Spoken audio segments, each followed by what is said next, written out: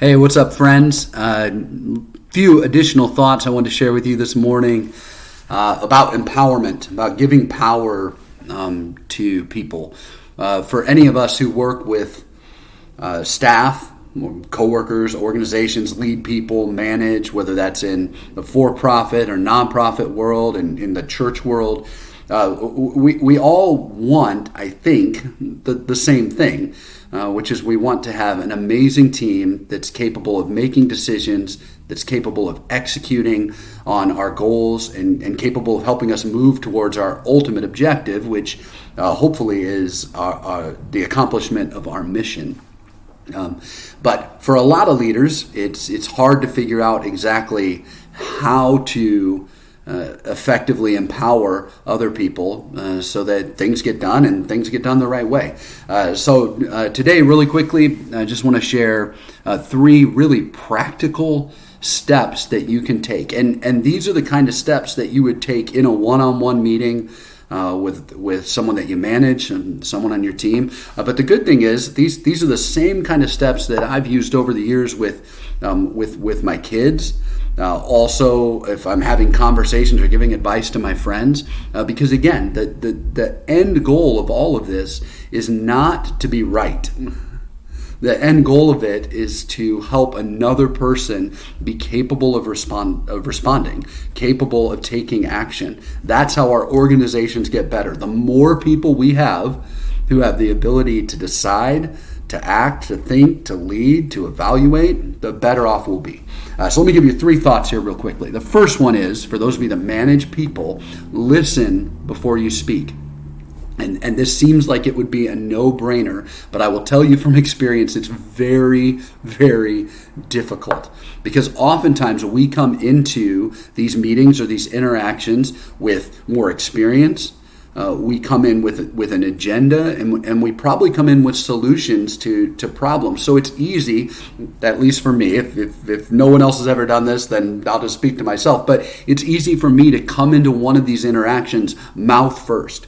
Come in right away going, this is what needs to happen. This is what we need to do. But I'd encourage you to take some advice that's actually found in the Bible that says that we should be slow to speak and quick to listen. So if you want to empower people, before you talk, listen. You might be surprised at the things that other people have to say that might change your opinion about a thing that has happened. You might be surprised by their insights. You might find something very, very valuable just by letting them go first. So don't enter into these conversations mouth first. Instead, come in with your ears. Come in listening and hearing what other people have to say. So that's the first thing. Listen before you speak. And the second thing goes right along with it. Ask questions before giving direction. Ask questions before giving direction. There is so much power in asking a good question that leads a person to being able to think through and kind of come to their own conclusions. Questions are a great tool for empowerment. So when you enter into a conversation with someone, you might have a great piece of advice to give them. You might know exactly what you want them to do. But here's a great example of a question that I use often in my interactions. What do you think we should do here? What's your take on this situation? Give them an opportunity to go through the process of evaluating, to go through the process of deciding. Remember, you have probably already thought all of this through very quickly and know exactly what needs to happen. But one, you could be wrong. You could be missing something. And two, the end goal of all of this is not for you to just tell them what to do. We don't want puppets.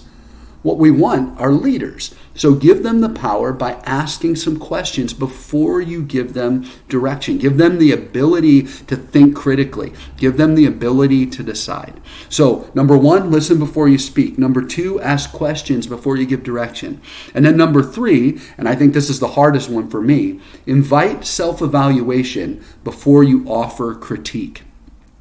Again, when someone on your team has done something the wrong way, has made a mistake, has dropped the ball, it is so easy to come into that interaction and right away say, hey, this didn't go well. This is why it didn't go well. Here's what I need you to do differently.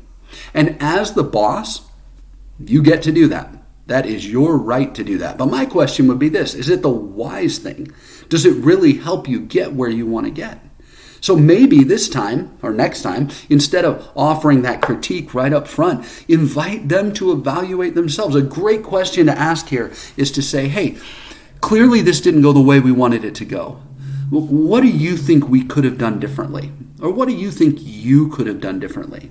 And if you've created a culture and an environment where people know that they're not in, trouble for the mistake that they've made, we talked about this in the last video. If people are empowered to fail and to learn from those failures, and I'm not talking about patterns of failure, I'm just talking about a one-off situation. If you're trying to set that up and you've created that culture, then you'll get a really good answer to that question. And you might find that you don't have to critique at all. You might find that in the process of evaluating, they can critique themselves. And this is so important because when you're not around, that's what you want. You want people on your team who have the ability to step back and go, okay, that did not go well. Why did it not go well? How can we do it differently next time? That's the kind of team that you want. So invite that self-evaluation in. Give them the first opportunity to self-critique, to self-adjust, to make those changes. And then after that, if there's anything that is missed, you can offer that critique. But I would challenge you in this way. Be sparing with your critique. Be generous with your encouragement, and be sparing with your critique. Allow other people the opportunity to do that. So here's your 3 things. Listen before you talk. Don't come into that conversation mouth first. Ask questions before you give direction, and invite self-evaluation before you offer critique. And I think if we do these things, we'll find that we'll get what we actually want, which is an empowered team of people who lead us towards our mission.